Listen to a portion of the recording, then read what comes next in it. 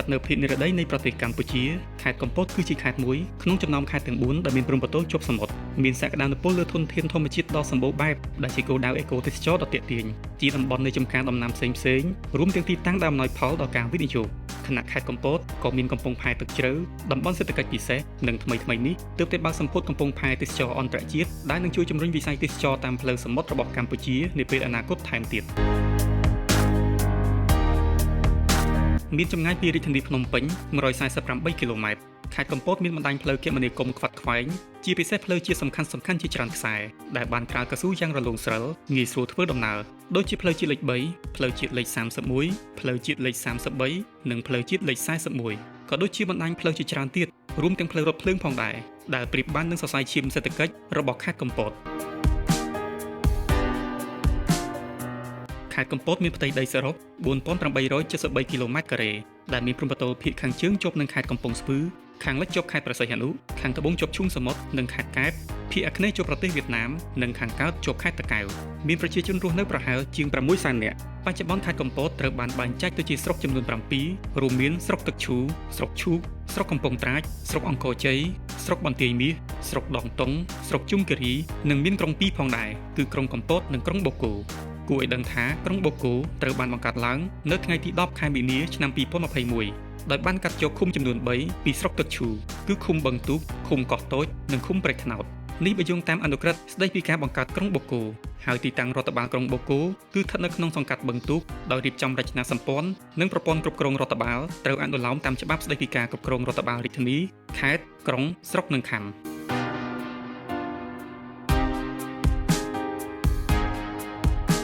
ខេត្តនេះមានសណ្ឋានដីនិងលក្ខណៈភូមិសាស្ត្រផ្សេងៗគ្នានៅប៉ែកខាងកើតមានផ្ទៃដីរាបស្មើទទួលរងឥទ្ធិពលពីទន្លេមេគង្គដែលអំណោយផលដល់ការដាំដុះដូចជាស្រូវម្រេចនិងដំណាំកសិកម្មផ្សេងៗជាច្រើនហើយក៏មានកូនភ្នំជាអន្លើដែលជាប្រភេទភ្នំថ្មកំបោរប៉ែកខាងជើងគឺជាតំបន់ខ្ពង់រាបសម្បូរដោយភ្នំនិងព្រៃរបោះដីមានជីជាតិល្អសម្រាប់ដំណាំចម្ការជាពិសេសទុរេនសាវម៉ាវដូងស្វាយនិងស្រូវជាដើមហើយតំបន់មួយចំនួននៅភាគខាងជើងនេះក៏សម្បូរដោយថ្មកំបោរសម្រាប់បម្រើការផលិតស៊ីម៉ង់និងកំបោរ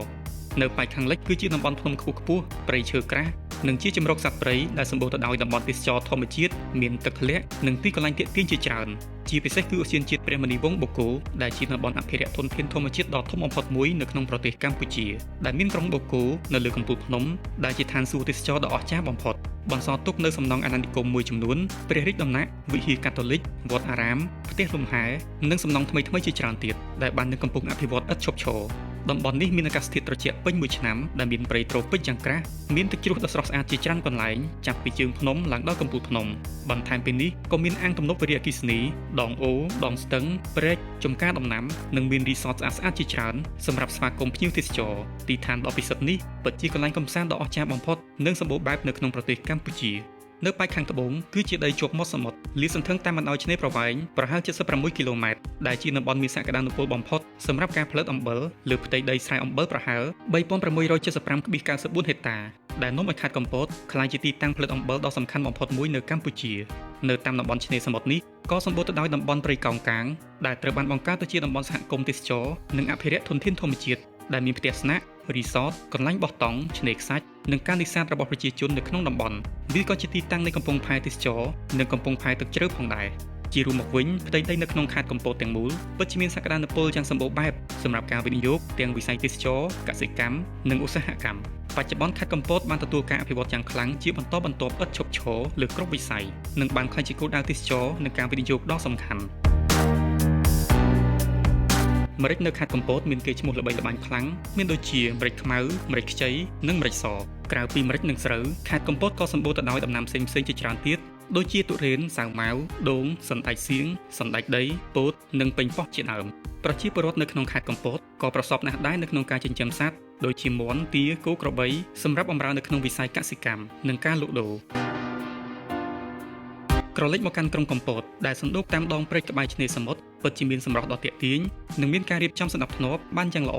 ជាពិសេសហេដ្ឋារចនាសម្ព័ន្ធដើម្បីជាប្រយោជន៍ដល់ប្រជាពលរដ្ឋនិងបង្អួតសម្រស់ដល់ភ្ញៀវទេសចរ ក្រុងកំពតសម្បូរដោយអគារចាស់ៗដែលបន្សល់ទុកតាំងពីសម័យអាណានិគមនិងកន្លែងទាក់ទាញទេសចរផ្សេងៗទៀតរីឯសកម្មភាពសេដ្ឋកិច្ចនៅក្នុងក្រុងកំពតក៏មានភាពមមាញឹកមិនថាយប់ឬថ្ងៃមានផ្ទះអាជីវកម្មជាច្រើនស្អិចស្កះអាជីវករលក់ដូរតាមផ្សារមានទំនិញសពមុខនំនែកចំណីអាហារគ្រឿងសមុទ្របន្លែផ្លែឈើក៏ដូចជាអាហារដ្ឋានពីពេញទីក្រុងនៅតាមដងព្រែកកណ្ដាលក្រុងកំពតមានការអភិវឌ្ឍយ៉ាងល្អប្រសើរដោយមានការរៀបចំជាសួនកំសាន្តនិងឆ្នេរខ្សាច់ហើយក៏មានសមិទ្ធផលថ្មីៗជាច្រើនដូចជាសេះសមុទ្រនីលកាយៈនិងសំណង់ថ្មីៗជាច្រើនទៀតនៅពេលរាត្រីក្រុងកំពតត្រូវបានលម្អទៅដោយភ្លើងពណ៌ចម្រុះនៅតាមដងវិថីទេសភាពនៅតាមដងព្រែកនាពេលរាត្រីត្រូវបានផុសត្រដែតដោយសម្រស់ទឹករាំតាមចង្វាក់ភ្លេងដែលបង្ហាញនូវទស្សនីយភាពប្លែកៗគួរឲ្យចាប់អារម្មណ៍ជាពិសេសគឺពន្លឺភ្លើងចម្រុះពណ៌ស្របពេលដែលភ្ញៀវទេសចរកំពុងតែជិះទូកកម្សាន្តលើផ្ទៃទឹកគយគន់ទេសភាពមិនចេះជិនណាយ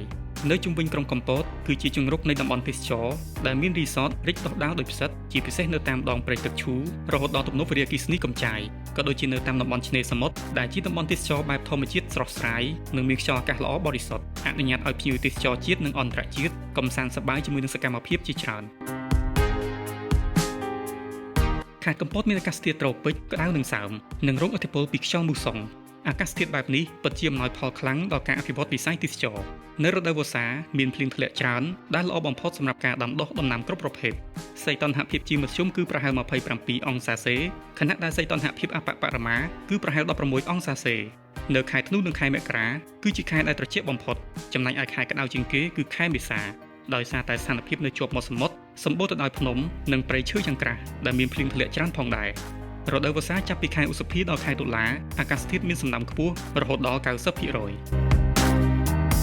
ទាក់ទងនឹងឈ្មោះខេត្តកំពតពុំមានឯកសារតឹកតាំងជាក់លាក់អំពីប្រវត្តិខេត្តនេះតាមការសិក្សាស្រាវជ្រាវខ្មែរយើងដើមឡើយបានសរសេរនិងអានពាក្យកំពតថាកំពតឬកំពតដែលពាក្យនេះបានក្លាយទៅជាឈ្មោះខេត្តហើយឈ្មោះនេះត្រូវបានគេហៅដោយសំដៅទៅលើភូមិមួយដែលអ្នកស្រុកស្គាល់ពីយូរយារណាស់មកហើយដែលស្ថិតនៅតាមដងព្រែកមានប្រភពមកពីភ្នំដំរីក្រៅពីនេះនៅមានអត្ថបទជាច្រើនទៀតដែលបានសរសេររៀបរាប់អំពីដំណើរដើមតងខុសៗគ្នាអំពីប្រវត្តិឈ្មោះខេត្តកំពតមានដំណើរតគ្នាថាមានស្ត្រីម្នាក់ជាអ្នកមានធនធានស្ដុកស្ដំឈ្មោះនាងពតដែលបានរស់នៅក្នុងតំបន់នេះនាងគឺជាអ្នកមានឥទ្ធិពលនិងទទួលការលើកតម្កើងយ៉ាងខ្លាំងពីអ្នកស្រុកដោយសារតែនាងមានភោគទ្រព្យមហាសាលហើយអ្នកស្រុកក៏បានប្រមូលផ្ដុំគ្នាមករស់នៅជុំវិញផ្ទះរបស់នាងបង្កើតបានជាក្រុមមួយដំណរក្រោយមកភូមិឋាននៃក្រុមរបស់នាងពតមានឈ្មោះជាបន្តបន្ទាប់ថាក្រុមនាងពតនិងក្រុមពតជាដើមក៏មានរឿងនិទានមួយទៀតបានដំណើរពីស្ដេចព្រះរាមនាសម័យបែកបាក់លង្វែកដែលបានរត់គេចចេញពីការបះបោរក្នុងរាជវាំងហើយបានភៀសព្រះកាយមកគង់នៅជាមួយនឹងមហេសីម្នាក់រួមទាំងពួកអាមាត្យស្មោះត្រង់មួយចំនួនបន្ទាប់មកទៀតមហេសីដែលមាននាមថាអ្នកមនាងពតមានជំងឺរួចក៏ស្លាប់នៅទីនោះទៅក្រោយមកដើម្បីជាអនុស្សាវរីយ៍យូរលង់តទៅទៀតនោះព្រះអង្គក៏បានប្រទានឈ្មោះកន្លែងនោះថាកំពតពីកំពតនេះក៏មានការពន្យល់ពីបែបផ្សេងៗគ្នាទី1ឈ្មោះកំពតបានមកពីផែនសិលាចារឹកមួយផ្ទាំងដែលគេប្រទះឃើញនៅក្នុងខ្ទមស្លឹកមួយដែលគេបោះបង់ចោលស្ថិតនៅក្រោយភូមិកំពតផែនថ្មនោះមានកម្ពស់30សង់ទីម៉ែត្រដោយមានអមពីចំហៀងនៅផ្ទាំងសិលាតូចៗចំនួន2អ្នកស្រុកបានឲ្យឈ្មោះផ្ទាំងសិលានោះថាកំពតហើយបានក្លាយជាវត្ថុសក្ការៈបូជាការពន្យល់មួយបែបទៀតបានឲ្យដឹងថានៅខាងត្បូងបឹងមួយនៅខេត្តកំពតគេបានប្រទះឃើញសិលាចារឹកមួយផ្ទាំងមានទំហំធំហើយមានសន្តានរូបរាងដូចជាត្រីកំពតដែលស្ថិតនៅក្នុងកំពតព្រៃមួយប៉ុន្តែទីកន្លែងនោះនៅជ្រៅពេកពោពេញទៅដោយវាលភក់ព្រមទាំងទឹកចំនួនជន់លិចពិបាកចូលទៅដល់ដូចនេះដំណរក្រោយមកពាក្យថាក្រពតក៏คล้ายទៅជាកំពតតាមឯកសារក្រមទំនៀមទម្លាប់ខ្មែរក្រុងកំពតពីដើមដុះសុទ្ធតែកូនស្មាច់កូនផ្អៅនៅតាមមាត់សមុទ្រដែលសម្រាប់ឲ្យអ្នកជំនួញចូលចតទូកនិងចតសំពៅត